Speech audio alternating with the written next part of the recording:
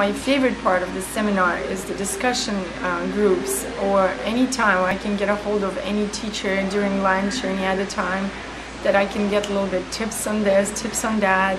So I'm very thankful that this was organized, and it was basically I came to this opportunity that brought so many different people with different kind of experiences dealing with all kinds of different situations and children and difficulties that hopefully help me to learn from the experiences and share their tips is tremendous for me.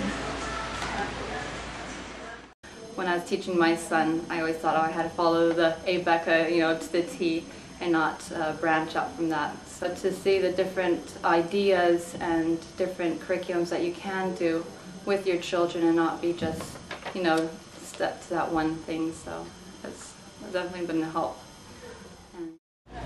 No matter how long we're involved in a ministry, I mean, you can be involved for years and years and years, but you never know everything that you need to know. And if we can keep that idea in mind, then that keeps us open. It helps us to focus on a number of different areas that maybe, you don't always stop and think about. And so the seminar has brought up certain areas, like, for example, your personal presentation, and how your classroom is set up, how you receive the students at the beginning of the day, all kinds of things. We have to be continually improving, and one of the main ways that we can do that is by seeing how others have done it, learning through their experiences. We can actually benefit from a wider range of skills than we possess just by being able to have this opportunity. I really want to thank Activated Ministries for this opportunity that they gave us, and it was such a great opportunity for me because I really have gotten a lot of that, how others are doing it that might work where I am, and that helps to broaden your perspective so much. There was a challenge of the level of teaching my kids once they reach a certain age, which, thinking ahead, I wasn't sure how I would be able to teach at that stage, whether it's high school or even in their later primary years.